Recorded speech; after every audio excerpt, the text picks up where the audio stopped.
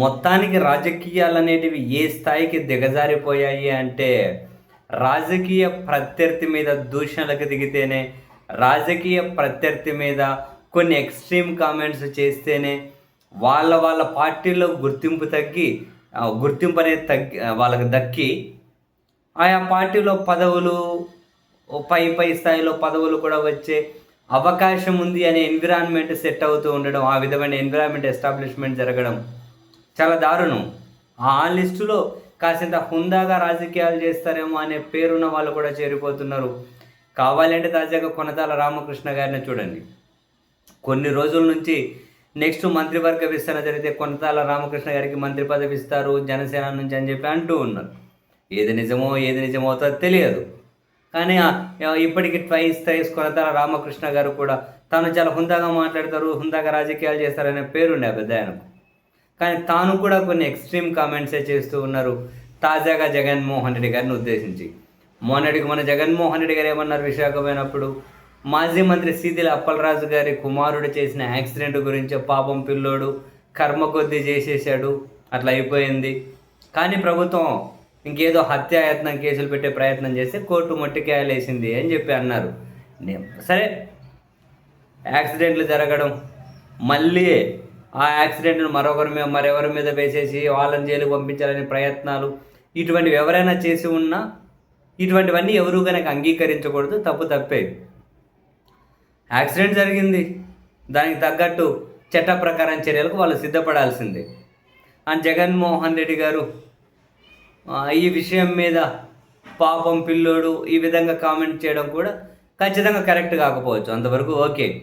కానీ కొనతాల రామకృష్ణ గారు ఏమంటారు, పాపం పిల్లోడంట యాక్సిడెంట్ చేస్తే మరి ఈయన మీద విశాఖలో కత్తితో ఇట్లా ఘాట్లు పెట్టిన ఆయన, కత్తితో దాడి చేసిన ఆయన, మరి ఆ పిల్లోడు పాపం పిల్లోడని ఆ పిల్లోడిని వదిలేయలేదే అని చెప్పి అంటూ, ఏమో ఇంక రేపు పొద్దున వచ్చేసి పాపం మా బాబాయ్కి ఏంది లేదు, గొడ్డలతో ఆడుకుంటుంటే గొడ్డల దగ్గర చనిపోయింది అంటారేమో. ఇవి ఇటువంటి ఎక్స్ట్రీమ్ కమెంట్లే కదా ఇవి.